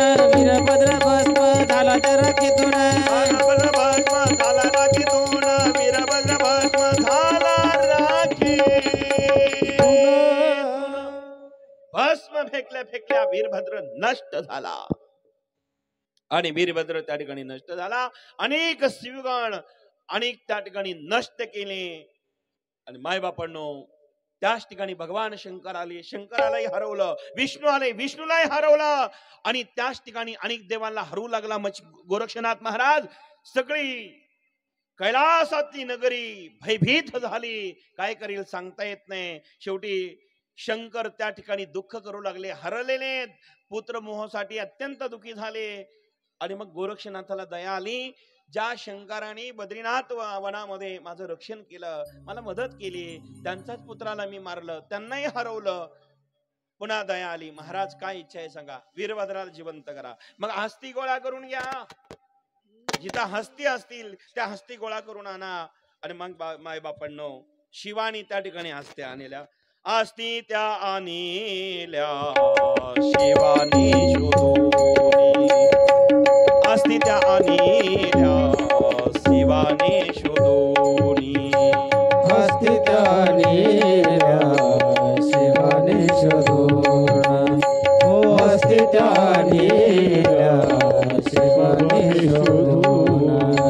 संजीवन भस्म त्या अस्थिवरूता. शिवनी भस्म त्या अस्थिवरूता. संजीवनी भस्म त्या अस्थिवरूता. संजीवनी भस्म त्या अस्थिवरूता. क्षणात उठवेला वीरभद्र तो. क्षणात उठेला वीरभद्र तो. क्षणात उठवेला वीरभद्र देखा. हो क्षणात उठवेला वीरभद्र तो वीरभद्र उठला मायबाप. प्रगट झाला आणि क्षणात उठला राखेतून. प्रगट झाल्या झाल्या मायबापांनो वीरभद्र गोरक्षे प्रेमे भेटून. शिव रुद्र भाषित हे देव. वीरभद्र राखेतून उठला. प्रगट झाला. भगवान शिवानी दोघांचं सैक्य करून दिलं आणि सांगितलं अरे दोघे माझी भक्त आहात, भांडण करू नका. दोघांची मैत्री करून दिली. आणि त्याच ठिकाणी मच्छिंद्रनाथ महाराजांचा जो देह होता तो गोरक्षनाथ महाराज त्या ठिकाणी घेऊन जातात. आणि संजीवनी मंत्राने त्याच ठिकाणी मच्छिंद्र अस्तीच्या त्याच ठिकाणी मच्छिंद्रनाथ महाराजांनी तो देह एकत्र केला. अस्तिवास केला. संजीवनी मंत्राने तो जागवला. 12 वर्षाच्या कालखंडामध्ये त्रिविक्रम राजाच्या देहामध्ये पुन्हा त्याच ठिकाणी मच्छिंद्रनाथ महाराज आले आणि धर्मनाथ रेवती राणीच्या संगतीत दिला. आणि काशीनगरीचा राजन पुन्हा त्या ठिकाणी मच्छिंद्रनाथ महाराजांच्या रूपाने प्रगट झाला. अलक निरंजन आदेश. आता परिणाम असा मायबाप, धर्मनाथ केला काशी राजन, धर्मनाथ केला काशीचा राजन, त्रियोगी निघाले करण्या कीर्तन, त्रियोगी निघाले करण्या कीर्तन. धर्मनाथ केला काशीचा राजन, धर्मनाथ केला काशीचा राजन, त्रियोगी निघाले करण्या कीर्तन, त्रियोगी निघाले करण्या कीर्तन. आता स्वतः मच्छिंद्रनाथ महाराज आपल्या देहात येऊन राज्य पुत्राला दिलं. रेवती राणीला सर्व वृत्तांत माहितीच होता. आणि मग धर्मराज काशीचा राजा झाला आणि सांगितलं की आता आजपासून हे राज्य तू बघा. आणि मग त्याच ठिकाणी गोरक्षनाथ महाराज आपल्या गुरुदेवाला घेऊन रस्त्याने प्रवास करता करता करता जंगलातून निघाले. गोरक्षनाथ महाराजांनी त्या माणिकाचा गमतीदार प्रसंग गोरक्षनाथ महाराजांनी मच्छिंद्रनाथाला सांगितला. एक गोदावरीच्या कडेला भामानगर गाव आहे, शेतात मला एक शेतकरी भेटला, गमतीदार त्या माणिकाचा प्रसंग सांगितला, चला महाराज त्याचा उद्धार करूया. आणि मग ते तीर्थयात्रा करत करत करत करत महाराज गोदावरीच्या भामानगरीत आले. निघाले फिराता तीर्थयात्रा करीत, निघाले फिराता तीर्थयात्रा करीत, गोदा तटी येता भामानगरात, गोदा तटी येता भामानगरात, गोदा तटी येता भामानगरात. गोरक्षे झाले माणिका स्मरण, गोरक्ष झाले माणिकाचे स्मरण, गोरक्षा झाली माणिका स्मरण, गोरक्षा झाले माणिका स्मरण. गथिले मच्छिंद्रा सारे वर्तमान, गथिले मच्छिंद्रा सारे वर्तमान, गथिले मच्छिंद्रा सारे वर्तमान. अग्नी अवतारी तप केले पूर्ण, अवतारी तपा उभे केले, अग्नि अवतारी तपा उभे केले, अवतारी तपा उभा मच्छिंद्रा कथिले जे जे घडले ते, मच्छिंद्रा कथले जे जे घडले, मच्छिंद्रा कथिले जे जे घडले. उभा निंबा तळी औठय थण श्री, उभा निंबा तळी ऐठण ते श्री, उभा निंबा तळी औठय थण ते श्री,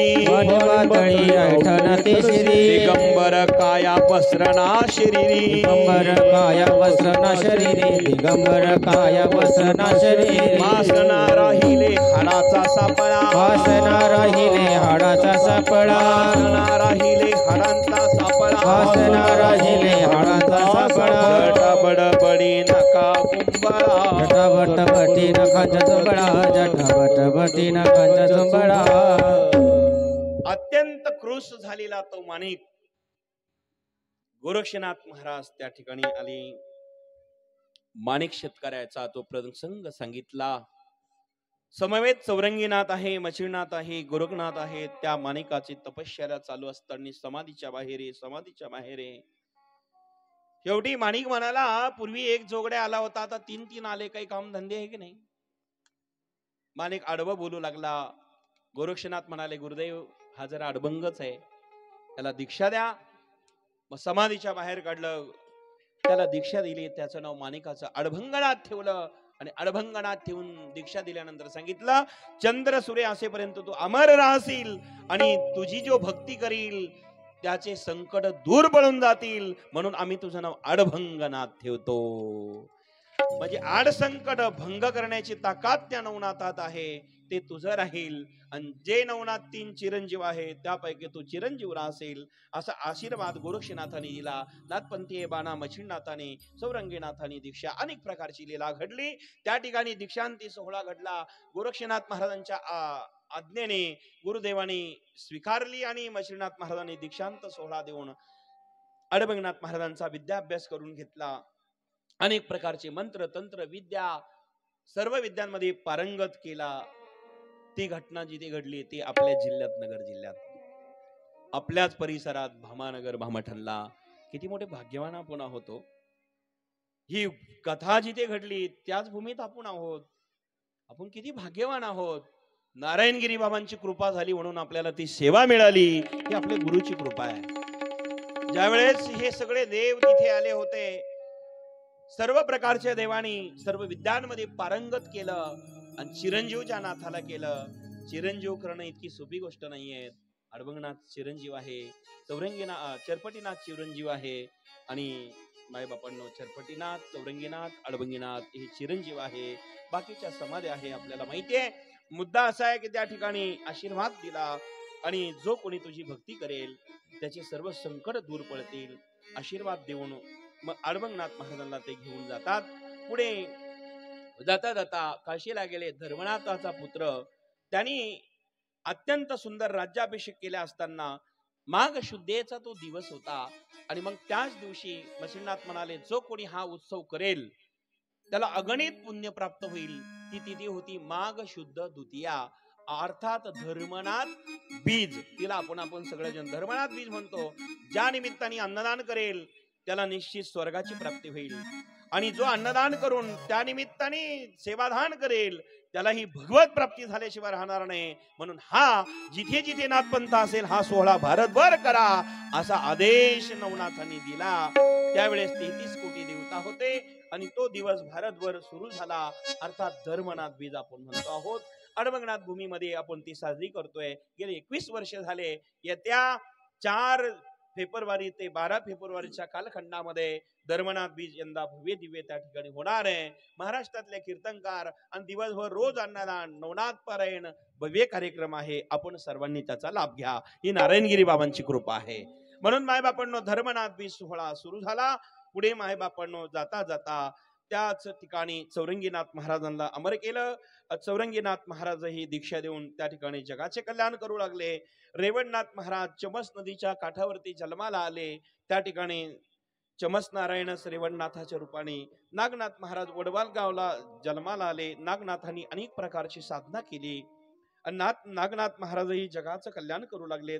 दत्ताच्या आशीर्वादाने दत्त कृपेने याच ठिकाणी मायबापांनो नागनाथ महाराजांनी अनेक प्रकारच्या लीला केल्या आणि त्याच ठिकाणी वडसिद्ध नागनाथ महाराज तेही समाजाची सेवा करत असताना जगाचे कल्याण करू लागले. दत्तांची कृपा प्राप्त झाली आणि चरपटीनाथ महाराज तेही जगाचं कल्याण करत असताना अनेक प्रकारच्या नाथांनी लीला केल्या आणि या सगळ्या लीला करत असताना जगाच्या उद्धाराकरता त्या लीला करत होते. जगाच्या कल्याणाकरता ते लीला करत होते. अशा प्रकारे ही नवनाथ कथा खऱ्या अर्थाने जर आपण पाहिली 9 योगेश्वर आहे. मी पहिल्याच दिवशी कोणता अवतार कोणी घेतला होता हे सविस्तर सांगितलेलं आहे. पहिल्यापासून ज्यांनी ऐकले त्याच्या लक्षात येईल. आणि आज वेळ झाल्यामुळे अतिसंक्षिप्त कल्पवृक्षाप्रमाणे अमर कथा जीवाची व्यथा दूर करणारी प्रत्येकाच्या घरोघरी चालणारी आणि म्हणून अशी नवनाथ कथा बैरागी बाबाच्या दरबारामध्ये आज या ठिकाणी मला करण्याची संधी प्राप्त झाली. तुमच्या सगळ्या बैरागी बाबा भक्त परिवाराला मी मनापासून धन्यवाद देतो. कथा कीर्तन आम्ही सर्वत्रच करत असतो पण अशा पवित्र भूमीत आल्यानंतर आम्हालाही मनस्वी आनंद होतो. कारण ही तपोभूमी आहे, बैरागी बाबांची चेतन भूमी आहे आणि अशा या भूमीमध्ये सुंदर वातावरण. इथे एकही गाव नसताना गेले हजारो भाविक तुम्ही या ठिकाणी येतात आणि रोज आनंद घेतात. पंचक्रोशीतील तालुक्यातील आणि जिल्ह्यातील सर्वच जण आलेले सर्वांना धन्यवाद देतो. सर्व महाराज मंडळी, सर्व हरिभक्त पारायण महाराज मंडळी, उपस्थित ज्येष्ठ श्रेष्ठ आपण सर्वजण या ठिकाणी आहात. सर्वांना धन्यवाद देतो. आणि कल्पवृक्षासारखी ही कथा अमर कथा आपल्यावरती याची कृपा होत राहावे. नवनाथांचे आशीर्वाद आपल्याला असेच मिळावे हीच नाथांच्या चरणी प्रार्थना करून आता मात्र या ठिकाणी मी माझ्या वाणीला विराम देईल. एक मंत्र म्हणणार आहे, तो मंत्र घ्यायचा आहे आणि मग मात्र सामुदायिक आरती होईल. तत्पूर्वी आजचे आलेले जे भाविक आहे त्यांचा सन्मान आदर होणार आहे. आज या ठिकाणी सर्व महाराज मंडळी आमच्या श्रीराम मंदिर पिंपळसून आलेले उदळे भीमराज भाऊ आणि त्यांचा सर्व परिवार या ठिकाणी यमुनाजी आघाव पाटील आत्ताच उपस्थित झाले. आपल्यालाही धन्यवाद. शिरेगावचे सरपंच किशोर भाऊ आणि त्यांचे सर्व गावकरी मंडळी उपस्थित झाले. आपल्यालाही धन्यवाद. या ठिकाणी पाथरेवरनं भिका भाऊ रोज येतात. गावकरी राजू भाऊ आहेत, गावकरी सर्व आहेत, चंद्रकांत भाऊ आहेत, सकाराम बाबा आहे, अनेक मंडळी. मला सर्वांचं नाव घेतलं की मग काही राहील म्हणून मी 7 दिवस कोणाचे नाव व्यक्तिगत घेतलेले नाही. तुम्ही पाहिलं मी सार्वजनिक शब्द वापरायचो कारण एकाच घेतलं एका गावात माझे सगळेच प्रेमाचे. आपण नवीन नाही, आपण सर्वजणी एक आहो बरं का गणभाऊ. म्हणून आपल्या सर्वांना धन्यवाद देतो. पंचक्रोशीतील भाविक भक्तगण आणि समस्त आलेले पुनश्य मी व्यक्तिगत कोणाचे नाव न घेता सर्वांना धन्यवाद देतो. आणि आपण सर्वजण या ठिकाणी आहात. थोरात साहेब आज उपस्थित आहे, चोपदार आमचे मोठे पाटील आहे, त्यांनाही धन्यवाद. माझ्या वाणीला विराम देण्यापूर्वी एक घोषणा आहे. आता आपण सरळ बसा. वक्त्याकडनं श्रोत्याकडनं जो दोष घडला असेल 7 दिवसामध्ये तो दोष नष्ट करण्याकरता एक मंत्र माझ्या बरोबर आपण सर्वांनी म्हणायचा आहे. सर्वांनी मांडी घालून बसा, सरळ बसा, सरळ बसा आणि सर्वांनी डोळे बंद करून हात आपल्या मांडीवर ठेवून अगदी तो मंत्र म्हणायचा आहे. त्यानंतर पुढील पूजन आणि काय नियोजन असेल आयोजकांनी करावं.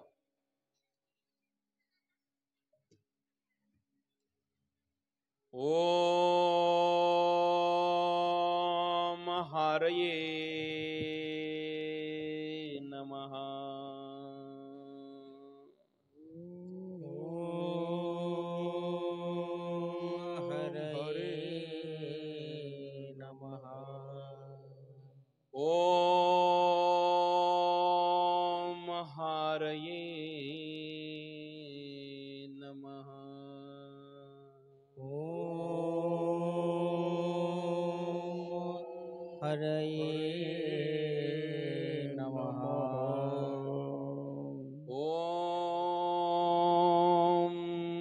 हरये नमः.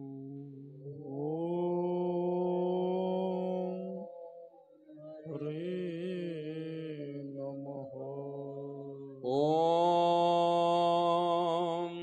हरये नमः. ओम हरे नमः. ओम हरे नमः.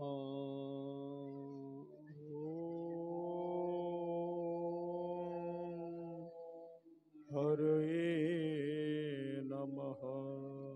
ओम हरे नमः.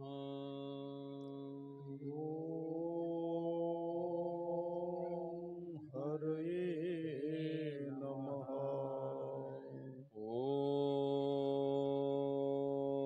ओम शांती शांती शांती.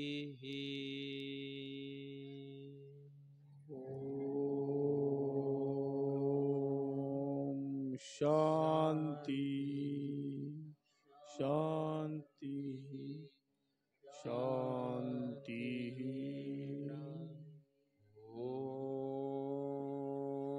ओम शांति शांति शांति. ओम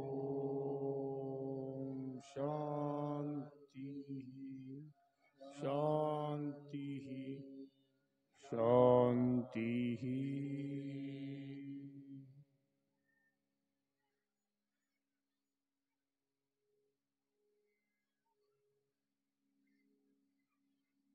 नवनाथ महाराज की जय. सद्गुरु नारायण गिरी महाराज महाराज की जय. संत बैरागी बाबा महाराज की जय. अड़बंगनाथ महाराज की जय. जय.